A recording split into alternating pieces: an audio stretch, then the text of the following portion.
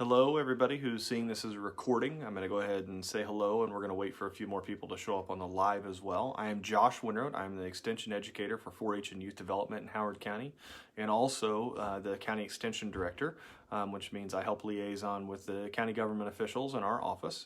For those of you who have not had a chance to meet yet, it's nice to meet you, and hopefully soon I'll get to see you in person, and we'll get to know each other a little bit better that way as well. I wanted to take a minute and thank everyone who has reached out with questions and concerns and different things. We're really, really glad to know that you guys are still watching and still keeping up, and we're glad to continue to share information with you as we are available. I have a whole lot of stuff that we're going to go through today. There's a whole bunch of different stuff we're going to talk about. And then at the end, I'm going to leave a few minutes for questions. That way, in case anyone has questions. For those of you that are watching this as a recording, because we're going to email this out to everybody and make sure it's on the website, feel free to reach out to me directly, and we'll make sure that you have connection information for me so you can get a hold of me and ask any questions or share any concerns that you do have. So we're starting to get a group of people that are here. This is the second update for the day. Many of you were around for the first update this morning. I appreciate you coming back as we have a little bit more information to share, and I have a little bit more that I can talk to you about. We're going to start out with the letter that Dr. Mull, the new program leader for 4-H, that he shared earlier today. And he shared that as an email that went out to most of you. So if you have not yet seen it, it should be in your email. But I'm going to go through and talk a little bit of it with you. He starts out with, due to the spread of the COVID-19 virus, Purdue University and Purdue Extension have announced the decision to extend the existing ban on face-to-face events through June 30th, 2020. That is a move from what has been May 31st. And that requirement that we not meet face-to-face will be continued through June 30th. This means we cannot hold club meetings, we cannot hold workshops, we cannot hold any kind of face-to-face meeting through that date. That does not mean that we're not going to have programming. I want to say that from the beginning. We will be doing a lot of things virtually. We'll be making sure that you guys still have materials and you're able to participate in different activities. It just means that it'll look a lot different than it has in the past. During an outbreak such as COVID-19, the CDC recommends canceling large meetings and events. The state 4-H staff, in collaboration with county 4-H educators, are exploring alternative delivery of our 4-H programming for the month of June. For the health and well-being of our 4-H families, volunteers, and professionals, all in-person 4-H events, camps, activities, and experiences that were scheduled to take place before July 1st, 2020 will be postponed or converted to non-face-to-face experiences. This includes in-person events and activities led by local volunteers, okay? So this isn't just the stuff that we put out. This is you guys as volunteers as well. It's going to change a lot of the stuff that we've done in the month of June. We're going to go through and list through some of those and talk about those here in a second. Some of the big statewide things that are going to be replaced and are going to happen in a different way. 4-H Academy at Purdue, they've offered for all the instructors for those academy courses to put their materials online. Roundup will be a virtual event this year that we will share with all 7th through 9th graders. State Junior Leader Conference, it's still being worked out what that's going to look like, whether we're going to shift to a fall date or how that's going to be handled. And then the last is State 4-H Band and Chorus, which will have an online presence in a way they have not before. One of the fun things for our family has been seeing all the different videos that have been made by musicians and choirs and watching all of them sing together and play together. It may be a neat environment where the band and chorus can Zoom together and we can see some neat outputs that come from that. There are some things that are currently occurring right now. The World Changers Online Hackathon is next week, and that is continuing in an online environment. Animal Science web series is every Tuesday, and those are recorded. So if you go to the purdue.ag/4H home activities, which we'll include that link later on, it has some of the links to these things, and all of those are recorded. So you can go back and look at them as well. There's also going to be a live virtual cake decorating workshop tomorrow night at 7 o'clock. So if you want to work on your cake decorating skills, that's something you can tune into. We are lucky in that our county fair is currently a July fair. We are not under the situation right now where we have to begin making adjustments to our current fair or pre-fair setup. We talk often about a plan A, B, and C. And right now, our plan A is that the 2020 Howard County 4-H Fair with our 4-H involvement will occur as expected on the dates that it's already scheduled for. We will have our judging on the days we're supposed to have it. We will have our pre-fair events and activities, and then we will have our fair. All of those are current expectations. Now, there are some dates that we need to be aware of as far as when those things could change. We are expecting the next large policy announcement as far as the summer to come from both the city and the county sometime around the beginning of May. We don't have any hard dates. We don't know for sure what's going to happen, but we do know that the city has moved all of their large gathering events to post July 4th weekend. For example, the summer concert series that's held in Foster Park has been pushed back to that date. Now, we haven't heard anything about when parks will reopen. We haven't heard about the main pool here in town. We haven't heard anything from the county level about what's going to happen this summer. That could directly affect what's happening with the fair and when those things are happening. Now, the reason that we don't have as much control in this situation as a lot of counties do is because the Greentown Lions, who are gracious hosts for us each summer, get to make the final decision on whether or not to have the 2020 Howard County Fair. What the Exhibit Association, who's already been meeting and working through our plans B and C, what they get to do is decide if 4-H is going to have involvement in that process and what 4-H's involvement looks like. And a lot of that will be dictated by what Purdue tells us we're able to do. So the next date after that, beginning of May, is May 15th. Purdue University is going to let us know exactly what's happening with July events on May 15th. That allows us to have 6 weeks to plan out what's going to happen for July events. So kind of our plan C and plan D revolve around if we have to have restrictions in place for the 2020 Howard County Fair. And if those restrictions are in place, what are we going to do to ensure that youth are still able to exhibit their projects, whether that's building projects or livestock? How can we ensure that all youth are still able to have a fair experience? How are we able to ensure that we recognize our 10-year 4-H members and all those who complete? It's very, very important to us that we do that. And then if the 2020 state 4-H fair, or state fair continues, how can we ensure that our projects and our livestock that attend that event can continue to do that? So there's a lot of moving pieces, but the big dates to remember are the beginning of May. We should get some more advisement from the city and county as far as what's going to happen as far as restrictions for the summer. And then the next formal announcement from Purdue will come on May 15th, according to what is going to happen. So a couple other things that I want to go through and talk about. Casey Mull, who is a new assistant director and 4-H program leader, and Dr. Henderson did not make the decisions that they made so far lightly. The decision to end programming in a face-to-face environment in June was a very tough decision to make, but it's also one that has to mirror the overall university environment. Purdue University has elected to not allow anyone to campus during that time as well. This is not just something happening out in the counties. There are no college visits during that time. Athletic teams are not allowed to be practicing on campus. There's a lot of restrictions that are in place right now, and that's to help us ensure that we are taking care of our community and doing what we can. We as a group of educators, and there's a little over 110 educators for 4-H across the state, plus the specialists, are looking for other options of what can happen when events need to be rescheduled. One of the nice things for me as a 4-H educator is that I'm going to be able to help out other counties. I have expertise in judging multiple different projects, and instead of asking some of our at-risk populations to judge projects in June and early July, that's going to be an area where I am able to help out because some of my responsibilities are lessened when it comes to things like Roundup and 4-H camp and those kind of things. So let's talk about what this means on a day-by-day basis. And again, I will put links and information together. You should receive an email tomorrow with the majority of this information and links, and then hopefully we're going to get a hard copy that's kind of a summation of everything out to you soon. But I will tell you, you need to do 3 things. If you don't follow our Facebook page, if you just happen to somehow end up here today, follow our Facebook page. If you're friends with somebody else who is a 4-H parent or a 4-H'er themselves, have them follow our 4-H page. If you know a grandparent or somebody else who has helped out in the barn or helped out with a project, have them like our 4-H page. I'm going to continue to do updates 3 times a week with as much information as I can give you, and that's the easiest way to get to see that information.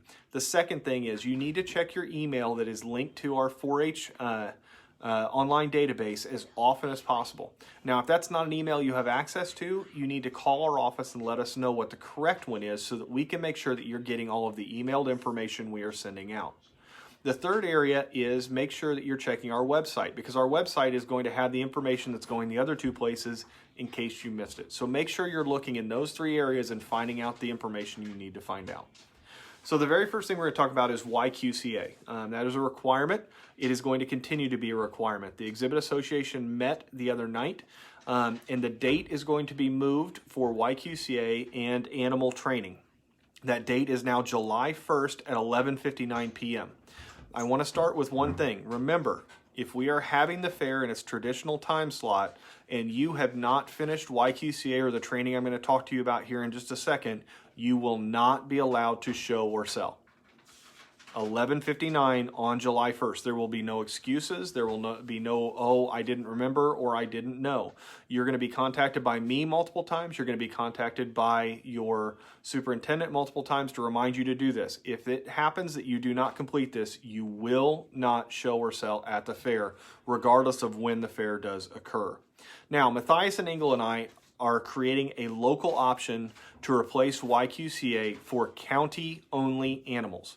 County-only animals, you will be able to take our local option. YQCA, which is a national group, will not allow us to do a presentation over Zoom. So Purdue is allowing us for county-only to come up with a rigorous training program similar to YQCA or PQA that's going to be presented. Matthias and I will begin offering those May 1st, and we will offer them once a week minimum from May 1st until July 1st. We are going to ensure that you have multiple opportunities.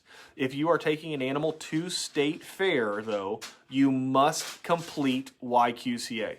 You have to do YQCA for state fair. If you get to state fair and say, well, I did my local option, they're going to tell you that you can't show. If you are going to state fair, you must do YQCA. Between July 1st, after that first deadline ends, and state fair, I will offer multiple in-person sessions of YQCA for those of you that are going to state fair and have not finished it yet. We will have a form that will go out that you can request if you need those sessions so I can make sure you know them. I'm not going to put them just out there for everybody because I don't want to confuse anybody. Between now and July 1st, if you are showing an animal at the local county fair, you must attend one of the online sessions that Matthias and I are going to provide, have completed YQCA online, or already done YQCA. That's the first thing. The next thing, also, while we're going through, if you have questions, you can type them into the chat, and I will make sure that I try to answer them as we go along. The next thing are tags. We need to get animals tagged.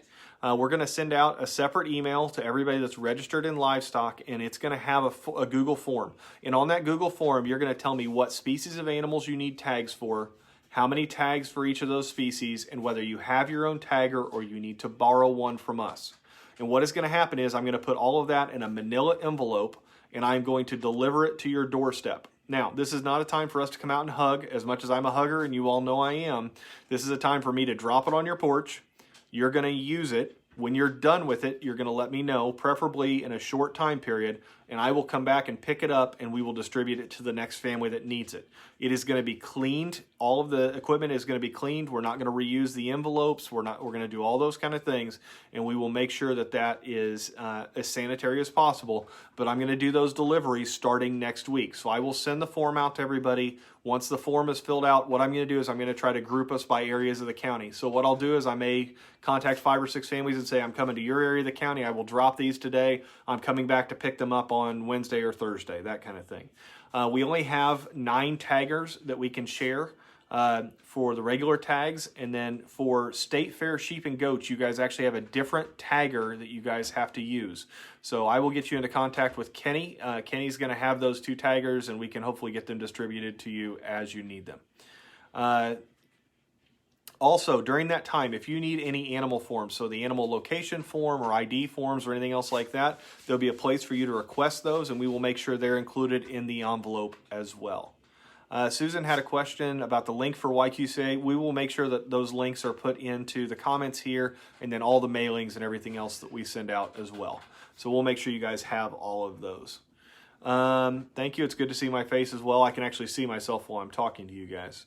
The next thing, junior leaders. We are going to have a meeting on Monday night. It's going to be a virtual meeting with a Zoom link, and it's all about being safe and healthy when working in food stands. So our own Allison Hillis and the Wabash County HHS educator Mindy Mays have put together a training that will help provide us an opportunity to learn how to safely handle food, to make sure we're moving correctly through food stands. We're going to meet for about 35 minutes together as a group, and then we're going to break out into Wabash County 4-Hers and Howard County. So we're going to work together on that. So that's a neat and exciting opportunity.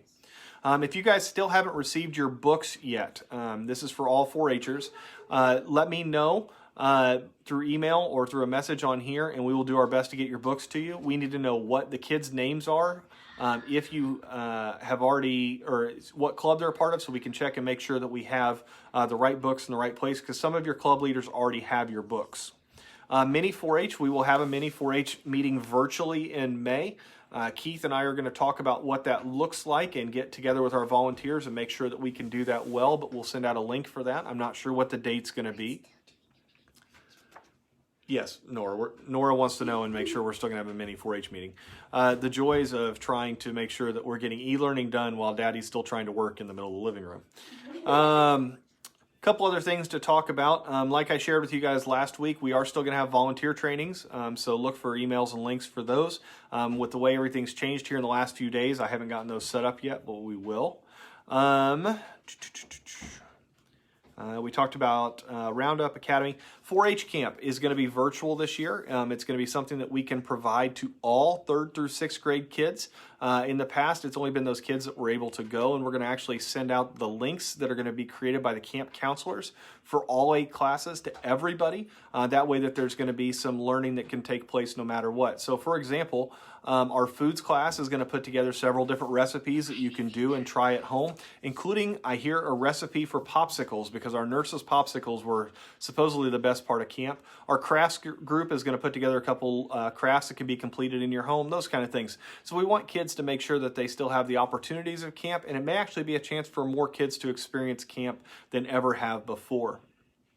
Another thing I wanted to share with you is that we've asked for 4-Hers and volunteers to put together some videos for us. And I'm going to continue to ask for those over the next little bit. What we would love to have is, if you want to give us a demonstration of a project you're working on or you've completed, if you want to show us how you do showmanship, if you want to show us what your feeding schedule looks like, anything is 4-H related that if you want to send us a video, you can either send it as a message to the page, you can email it to me directly, you can upload it to Google Drive and send me a link. We will share those on our Facebook page so that we can all get a chance to see each other doing our 4-H projects together. It's always kind of cool when we get to see what other people are working on and what other people are doing. We would also ask for those of you that are 4-Hers that have experience with tagging, or your volunteers that have experience with tagging, we would love to have you guys put together videos of how to correctly tag and identify your animal. Now, we know that there's some videos that we could just go find on YouTube that show those things, but we would love to see our people sharing that information with our people. So if you are really good at reading ear notches and you've got a few hogs at your house, we would love for you to go out and give us a quick demonstration on how to read ear notches. If you have experience with looking and finding where tags go on calves' ears and where the tags need to go as far as our sheep and goats, put together a small video and show us how to do that. I've had some resources shared with me today. Thank you to the Ortmans and the Bartrams. I'll be sharing that information out to you guys here in the next couple of days of some charts that show those kind of things. But again, we'd love to have some video of our people doing those things so that we can share them with everybody.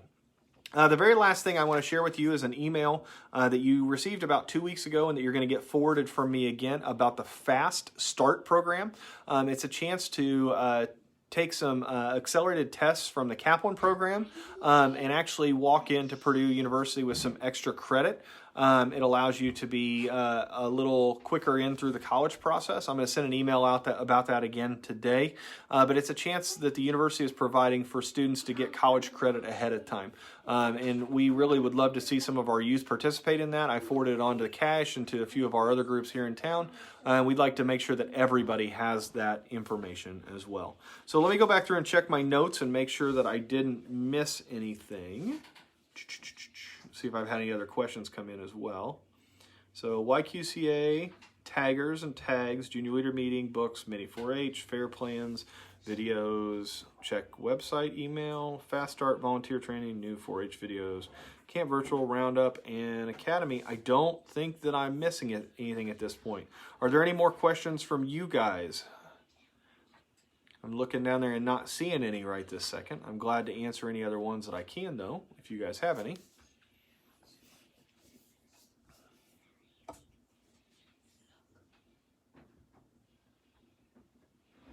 All right, well, I'm not seeing anything come through right this second. I just want to tell you guys how much I appreciate your resilience. I've talked to a lot of other educators around the state who've been inundated with calls about how their summer's ruined and how their kids can't have any kind of 4-H experience and how just the fair being canceled is terrible. We're not canceling anything. We are changing how we do things. There's a lot more virtual. There's a lot of things that have been moved and dates that have been changed to make things effective. But we are resilient people. Howard County 4-H may not look the same this year that it's always looked, but we are going to be successful. We are going to have an environment where we're going to celebrate the hard work of our youth throughout the year. We're going to recognize those that have completed significant achievements, like being in our projects for 10 years, in our first years, who this is their chance to complete for the first time.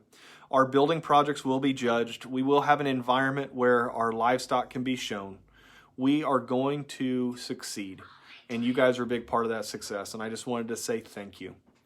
As far as mini 4-H day camp, which is a question we just had come in, Keith and I have not talked extensively. It will not be able to be in June, but there will be some kind of mini 4-H day camp. Right now, one of my goals would be to ensure that it happens at the fair or before. We have a couple of different mornings where we could have some time where we could have mini day camp during the fair. I think it would be neat for the kids to get to see the fairgrounds all set up, but before it really wakes up for the day and get to see what that looks like. I know that a lot of our mini 4-H kids, they come and they see it when it's loud. It's really neat to see the fairgrounds when it's quiet. So I think that we're going to explore all the different options. Kind of as a last-ditch thing, we may do it the week before we go back to school as a chance for kids to get re-engaged that way. But we will make sure that there is a mini 4-H camp experience that happens in person, because it's so important for our mini 4-H kids to get to experience that in-person time together. And honestly, I can't deprive them of Keith Wadlow. I mean, it was so important for me growing up to have somebody like Keith as a mini 4-H leader. And part of the reason I love 4-H is somebody like him, and I got to get him in front of those kids if I can. Any other questions I can answer for you guys before we get out of here?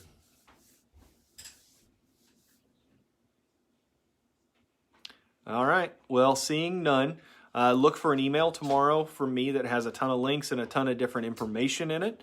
And I will try to attach some to this post. And like I said, I'm going to share this video through email and onto our website as well.